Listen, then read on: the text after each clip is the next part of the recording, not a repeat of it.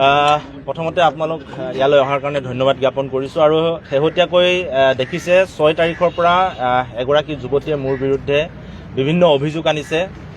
মই প্ৰথমতে এই অভিযোগখিনি অনাৰ পাছত সামাজিক মাধ্যমত ছাত্ৰ সন্থাৰ সাধাৰণ সম্পাদক হিচাপে সামাজিক মাধ্যমত মানুহে যিখিনি কথা কৈছে বা সামাজিকভাৱে মোৰ যিখিনি ক্ষতি হৈছে সেইখিনি ক্ষতিক লৈ মই আচলতে যথেষ্ট চিন্তিত হৈছোঁ আৰু এইটো সময়ত মই এটা কথা কৈছোঁ যে মই মানসিকভাৱে ভাগি পৰিছোঁ। কাৰণ ছাত্ৰ সন্থাৰ সাধাৰণ সম্পাদক হোৱাৰ পিছতো মই এগৰাকী মানুহ, মোৰ আৱেগ আছে, মোৰ ঘৰত আচলতে অভিভাৱক হিচাপে কেৱল মোৰ মা আছে। মোৰ মা মানসিকভাৱে ভাগি পৰিছে, মই মাক লৈ চিন্তিত।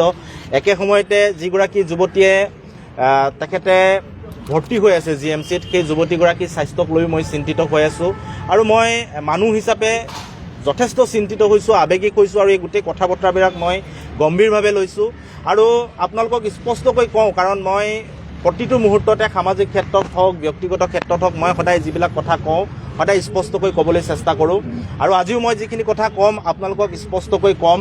আৰু মই প্ৰথমতে মোৰ এই বিপদৰ মুহূৰ্তত মানসিকভাৱে ভাঙি পৰাৰ সময়ত বহু লোকে মোক মানসিকভাৱে সহায় কৰিছে, মানসিকভাৱে মোক সক্ৰিয় হৈ থাকিবৰ কাৰণে, সুস্থ হৈ থাকিবৰ কাৰণে বহুতে মোৰ কাষত থিয় দিছে। মই প্ৰথমতেই সেইসকলক ধন্যবাদ জ্ঞাপন কৰিছোঁ আৰু যিসকলে ধনাত্মক সমালোচনা কৰিছে সেইসকলকো ধন্যবাদ জ্ঞাপন কৰিছোঁ। আৰু প্ৰথম কথাটো হৈছে যে যিগৰাকী যুৱতীয়ে মোৰ বিৰুদ্ধে অভিযোগ উত্থাপন কৰিছে সেই যুৱতীগৰাকীৰ সৈতে প্ৰেমৰ সম্পৰ্ক থকাটো মই এক অকপতে স্বীকাৰ কৰোঁ যে এই যুৱতীগৰাকীৰ সৈতে মোৰ প্ৰেমৰ সম্পৰ্ক আছিল আৰু মই ভাবোঁ প্ৰেমৰ সম্পৰ্ক থকাটো কোনো অপৰাধ নহয়। আৰু 21 চনত মই যুৱতীগৰাকীৰ সৈতে চিনাকি হৈছিলোঁ বিশ্ববিদ্যালয়ত পঢ়ি থকাৰ সময়ত। এখন বিশ্ববিদ্যালয়ৰ মিটিঙলৈ যাওঁতে যিখন ফটো সামাজিক মাধ্যমত প্ৰকাশ পাই আছে, সেই ফটোখন যিদিনাখন উঠিছিলোঁ সেইদিনাখন কিন্তু যুৱতীগৰাকীক মই চিনি নাপাওঁ। তাৰ পৰৱৰ্তী পৰ্যায়ত যুৱতীগৰাকীৰ লগত মোৰ চিনা পৰিচয় হৈছে, আমি প্ৰেমৰ সম্পৰ্কত আছোঁ, এই কথাটো সত্য।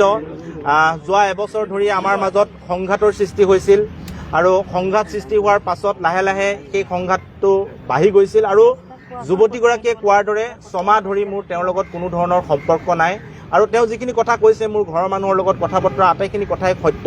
তেওঁ মোৰ মাৰ লগতো কথা পাতিছে আৰু তেখেতে যিখিনি কথা কৈছে মই এই কথাখিনি অকপতে স্বীকাৰ কৰিছোঁ আৰু এবছৰৰ পৰা যিটো সংঘাত হৈছে সেই সংঘাতটো আচলতে সঁচা। আৰু 6 মাহ ধৰি যুৱতীগৰাকীয়ে কোৱাৰ দৰে যি ধৰণৰ যোগাযোগ নাছিল, মোৰ 6 মাহ ধৰি কোনো ধৰণৰ যোগাযোগ নাছিল আৰু এই বিষয়টোৰ পৰা আচলতে আঁতৰি হোৱা হৈছিল আৰু হঠাৎ 6 মাহৰ পাছত এইদৰে গোটেই কথাখিনি বিস্ফোৰক যিখিনি কথা আনিলে বা অভিযোগ আনিলে, এই কথাখিনিক লৈ মই আচৰিত হৈছোঁ, মই চিন্তিত হৈছোঁ। আৰু মই এটা কথা কৈছোঁ যে প্ৰেমটো হৈছে এটা বিশ্বাসত বিচ্ছেদ থাকিব পাৰে, কিন্তু সেই বিশ্বাস বা সেই বিচ্ছেদক লৈ আমি ব্যক্তিগত পৰ্যায়ৰ গোটেই কথা বতৰাবিলাক সামাজিকভাৱে কেনেদৰে আগবঢ়াই লৈ যাম সেই কথা বতৰাখিনি আচলতে মই নাজানো। আৰু হয়তো শংকৰজ্যোতি বৰুৱা মই ছাত্ৰ সন্থাৰ সাধাৰণ সম্পাদক নোহোৱা হ'লে এই বিষয়বিলাক ইমান নাপালেহেঁতেন।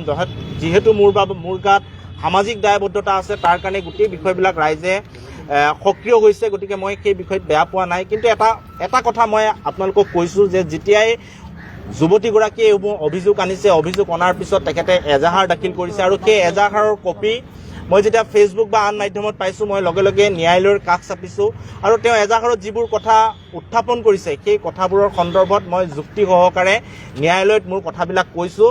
আৰু 6 তাৰিখে যুৱতীগৰাকীয়ে এজাহাৰ দিছিল আৰু মই 7 তাৰিখৰ দিনাখনে মোক কোৰ্টে অগ্ৰিম জামিন দিছে, শনিবাৰ দিনাখনে মোক জামিন দিছে। এইটো জামিনৰ কপি, ইয়াত গোটেইখিনি কথা লিখা আছে।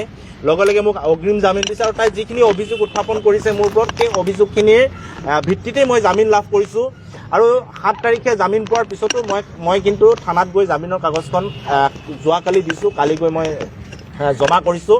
আৰু পৰৱৰ্তী যিসমূহ কেছ, এতিয়া যদি আপোনালোকে সোধে সংঘাত কিয় হ'ল কি নহ'ল, এই গোটেইখিনি আচলতে ব্যক্তিগত কথা। আৰু যিহেতু এতিয়া কেছটো ন্যায়ালয়ৰ মজিয়ালৈ গ'ল, ন্যায়ালয়ৰ মজিয়ালৈ যোৱাৰ পিছত মোৰ যিখিনি বক্তব্য ক'বলগীয়া আছে, আমাৰ কিয় সংঘাত হ'ল, সংঘাত কেনেকৈ আৰম্ভ হ'ল, কি কাৰণে আঁতৰি আহিবলগীয়া হ'ল, এই গোটেই কথাখিনি মই ইতিমধ্যে অগ্ৰিম জামিন লওঁতে ন্যায়ালয়ক জনাইছোঁ।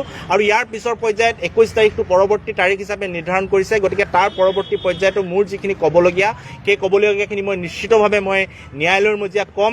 আৰু আশা ৰাখিছোঁ এই মুহূৰ্তত সকলোৱে আমাক সহায় সহযোগ কৰিব। বিপদ আহিছে, এই বিপদক মূৰ পাতি